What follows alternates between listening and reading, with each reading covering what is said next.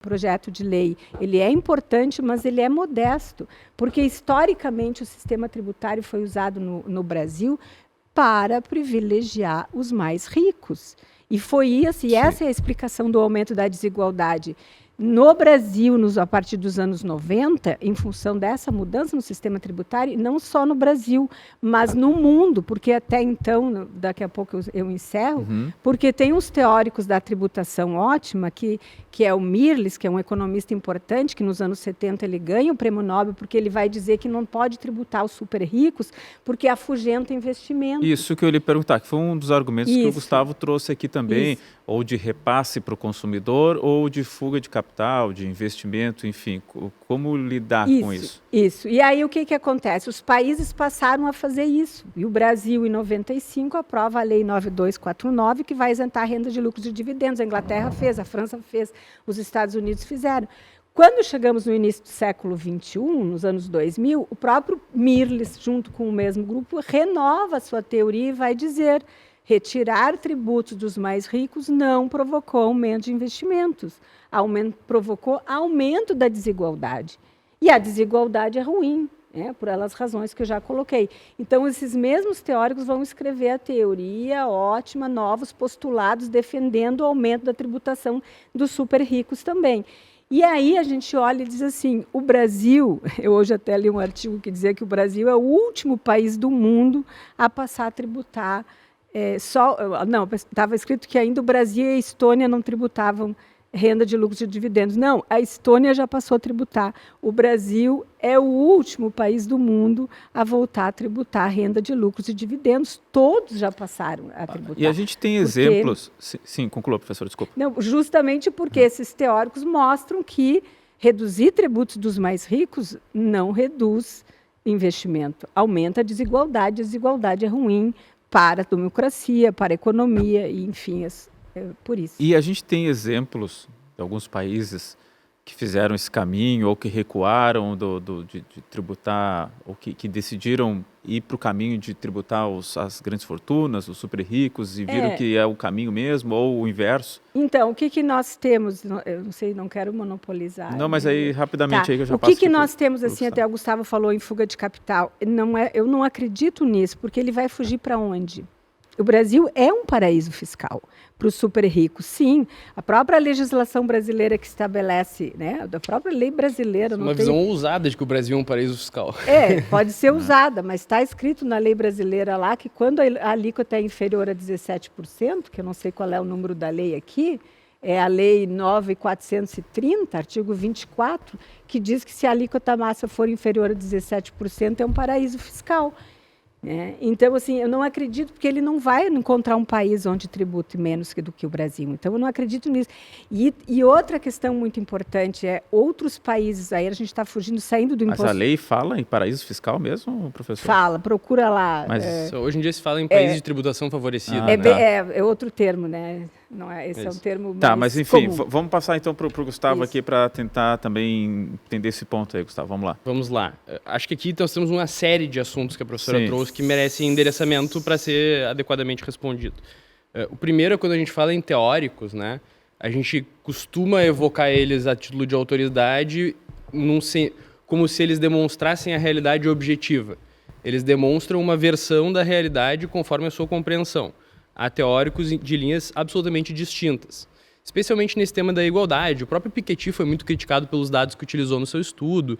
Isso rendeu para ele uma série de deméritos no âmbito acadêmico, daqueles que são seus adversários, obviamente, né? Mas quando a gente fala em desigualdade, a gente tem que entender que nos últimos 100 anos, digamos assim, mortalidade infantil, graças ao capitalismo, à globalização e à própria redução de impostos breve que aconteceu em determinados períodos, redução da mortalidade infantil, redução da fome, aumento da taxa de alfabetização em todos os países. Existe um site maravilhoso, inclusive, quem quiser pode acessar, se chama Gapminder. Tu pode observar diversos países através de diversos indicadores no tempo. Então, é possível observar que mesmo a desigualdade caiu na medida em que o capitalismo se instalou e permitiu que, nós tenhamos alguns high earners, né, mas a parte de baixo saia da pobreza dentro do que é possível da materialidade das coisas, né? O segundo ponto é a alegação de que o tributo nasce como um instrumento de distribuição de renda. Isso não é historicamente acurado. O tributo ele nasce como uma forma de migração de um sistema anterior, né, que era um sistema no qual o Estado detinha parte dos bens de produção e dos bens que ali haviam, para um modelo onde ele determina uma alíquota da riqueza que ele irá absorver da riqueza privada, né? Então se cria o espaço da riqueza privada como um todo e se muda a relação entre soberano e sociedade, né? Então, na verdade, o tributo é um instrumento de contenção do poder estatal, né, e de limitação da capacidade desse poder estatal de capturar a riqueza privada através das leis que se determinam preferencialmente de forma democrática, né? Então, assim, o papel da lei, especialmente do tributo, não é fazer distribuição de renda. Primeiro ponto. O segundo ponto é que o Brasil... Mas nem ajudar? Não, porque política pública se faz no lado da despesa e essa é uma crítica que a professora faz adequadamente quando fala sobre os benefícios fiscais. Uhum. Ela fala em gasto fiscal, o benefício fiscal é mais ou menos, grosso modo, a mesma coisa. Tá? E ela está correta nisso. Nós temos uma série de benefícios fiscais que geram distorções alocativas, são péssimos para a economia. Isto é verdadeiro. Dito isto, não é papel do imposto fazer justamente política distributiva, porque isso gera distorções. A gente deve fazer com programas sociais, com todas as críticas que eles possam ter. A gente tem o Bolsa Família, que é um exemplo, mas tem N outros programas que poderíamos discutir modelagem, né? Em termos de política pública, o certo é fazer política pública no lado da despesa, né? Quando a gente está falando de tributos, e aí a gente está falando da capacidade contributiva também que a professora trouxe, a gente tem que levar em consideração que as alíquotas são percentuais, né? A professora comentou e abriu ali parte do seu sigilo fiscal comentando que a sua alíquota efetiva é 19%. Aliás, eu só queria dizer para todos os ouvintes abrirem ouvintes e os telespectadores abrirem a sua declaração de imposto de renda desse ano, que ela veio calculadinha a alíquota efetiva. Lembra da tua? Não lembro. Então ela já tem uma inovação. O Léo preferiu manter o sigilo fiscal, é isso, Léo? Não quer... Em prol da saúde a mental. A minha é 19%. Mas vamos lá, nós temos alíquotas que são maiores, mas essas são alíquotas incidentes sobre uma base de cálculo. Então, em tese, a capacidade contributiva já está, em certa medida, contemplada a partir de nós trabalhamos com percentuais, tá? E percentuais escalonados que tem até 27,5%. Né?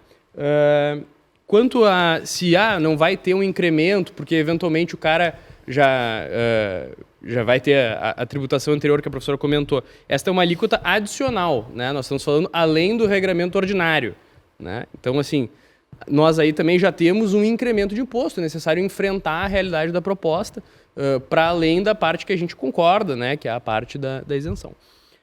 E por último, que eu acho que é bastante importante a gente ter clareza, né, é que sim, vários países voltaram atrás na tributação de grandes fortunas e grandes capitais, né? Na Europa nós temos exemplos já desse movimento, porque ocorreu o que foi previsto. A fuga de capitais ocorreu. A Europa é prolífica em planejamento tributário internacional, eles têm uma série de instrumentos.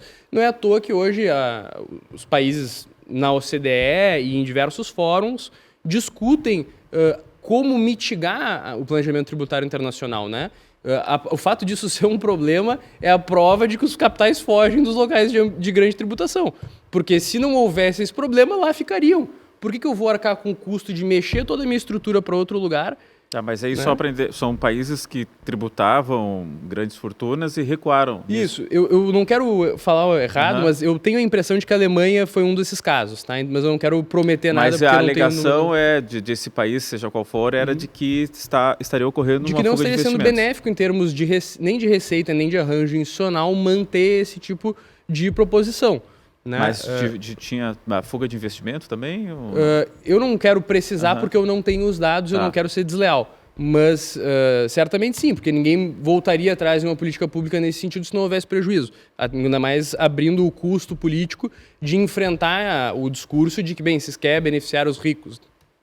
Não me parece que quem defenda que essa tributação não ocorra, né, sejam pessoas que são a favor da desigualdade, ou a favor dos ricos, ou contra os pobres. São pessoas que acreditam que as consequências dessa política pública vai ser um prejuízo à nossa capacidade de erradicar a pobreza, que no fim eu acho que é o grande objetivo nacional que nós temos, né? Que é acabar, mais do que com a desigualdade, com a pobreza e com a situação de penúria que parte da população brasileira vive. Taxar grandes fortunas é algo inútil, na sua visão? Eu acho que num curto prazo ele pode até gerar algum efeito de receita, porque tu demora um pouco até que as pessoas se rearranjem. Mas eu acredito que no médio e no longo prazo isso gera tanto um prejuízo econômico para o próprio Estado brasileiro, que acredito que arrecadará menos, como para a lógica institucional e para o arranjo jurídico que nós vamos colocar para eventuais players externos que queiram se instalar aqui ou não, né? Hoje nós já vemos um estágio onde o Brasil se coloca como um pária geopolítico em alguns pontos, pelo menos aos olhos de muitos países, né? E países relevantes, se aproxima de países que têm uma certa complexidade em termos de, vamos colocar assim, políticas públicas e preservação de direitos humanos. E agora nós temos também um elemento de que nós também não somos economicamente atrativos, né? Eu acho que nós vamos para um rumo muito ruim.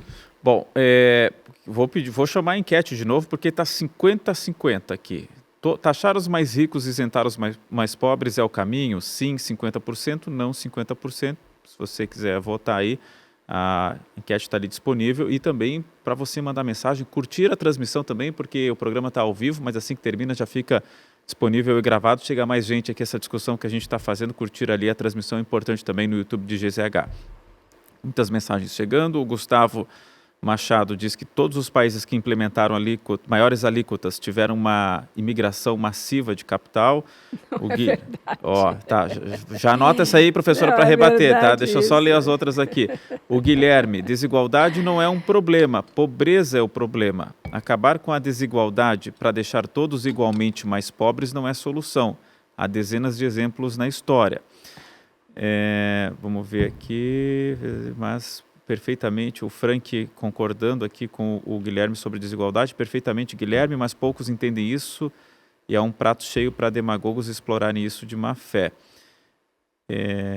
O Leonardo Wolff, a narrativa de que todos os ricos vão ir embora é muito antiga, só o capital especulativo e líquido vai embora no máximo. Quem de fato investe no nosso país tem fábricas e empresas aqui. E assim vai, o pessoal está seguindo o debate aqui também. Rapidinho para passar para a professora ali. Só um ponto que eu me esqueci de comentar antes, que é sobre o efeito multiplicador que a professora comentou da redistribuição, né? Eu acho que é importante a gente também ter claro de que o rico, ele não come 70 bifes em um dia, né? Ele não hedonisticamente absorve toda a sua riqueza.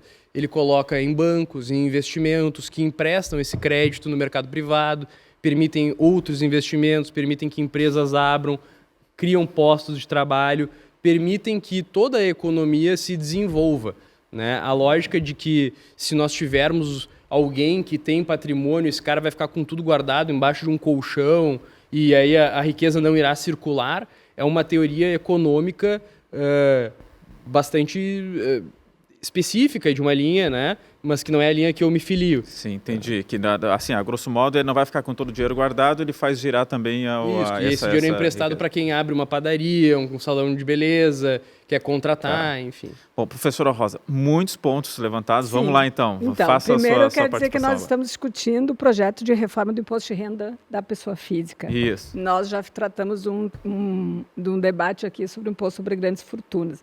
Fortuna é patrimônio. Eu quero conhecer uma empresa que botou seu patrimônio nas costas no avião e foi embora. Eu sugiro aqui, quem escreveu isso, assista o programa lá de agosto aqui que a gente fez sobre isso. Mas eu queria voltar ao imposto de renda da pessoa física. Vamos lá. Boa. Primeiro, do ponto de vista econômico, o tributo ele tem a função macroeconômica, tem a função de financiar as políticas públicas e ele tem a função distributiva. Quando nós vamos olhar os países desenvolvidos, então imagine que meu corpo é o Estado, meu braço direito é o tributo, meu outro braço é o gasto. O que os países desenvolvidos fizeram, Dinamarca, França? A política fiscal, quando o Estado tributa, ele tira de recursos da economia, de quem ele tira? Ele tira mais de quem tem mais, E ele devolve também na forma de gastos progressivos. O Brasil, o que o Brasil faz? O Brasil enxuga gelo, porque o Brasil tira mais de quem tem menos na hora de fazer o gasto, de fazer o tributo, desculpa, o exemplo do imposto de renda está aqui. Eu queria que a câmera mostrasse, isso aqui é de uma tabela, de uma orientação minha. A professora vai mostrar para a nossa câmera aqui, que vai se mexer aqui, ó. Essa aqui, ó. Essa curva, que é um U invertido, significa a alíquota efetiva da declaração do imposto de renda no Brasil 2020, né, base 2021, e que aqui embaixo nós temos por salário mínimo. Começa com meio salário mínimo, o imposto de renda ele tem vários critérios, não é só renda, e ele vai até 320 salários mínimos. Então, eu vou mostrar para vocês aqui que a alíquota efetiva de quem ganha mais de 320 salários mínimos é 2,1%. E quem recebe entre 5 e 7 salários mínimos, que está aqui, é uma alíquota efetiva de 3,8%. É isso que o Brasil faz. O Brasil enxuga gelo, ele tira o tributo de quem menos tem, tira mais proporcionalmente, e daí ele tem que devolver na forma de políticas públicas no gasto. Então, na verdade, quem financia o gasto é justamente o cidadão que mais destinou recursos, que é o mais pobre, para financiar esse gasto. E o que vai acontecer no final? Nós não conseguimos reduzir o índice de Gini tanto quanto os outros países desenvolvidos, porque nós tributamos mal. Então, assim, não é que a carga tributária no Brasil é alta, como dizem alguns, não. A carga tributária, nós tributamos mal. Nós cobramos mais de quem ganha menos e aumenta a desigualdade, depois tem que voltar a enxugar gelo. Aí nós vamos olhar pela ótica do gasto, o que acontece? Nós conseguimos a política fiscal, tá? A política fiscal é tributo e é gasto. O que acontece, né, com a aplicação? Nós conseguimos reduzir um pouco a desigualdade fruto da política fiscal, que envolve gasto público e o tributo. Como? Pelo gasto. Quais são os dois gastos que o Brasil consegue reduzir desigualdade? Em primeiro lugar, a educação e, em segundo lugar, a saúde. Né? Então, essa é a questão que o Brasil precisa avançar em relação ao restante dos países. E não é possível que está escrito, inclusive na emenda constitucional 132 de 2023, a reforma sobre o consumo, recentemente aprovada, inseriu lá um inciso no artigo 145 da Justiça Fiscal. Ou seja, isso aqui é inconstitucional.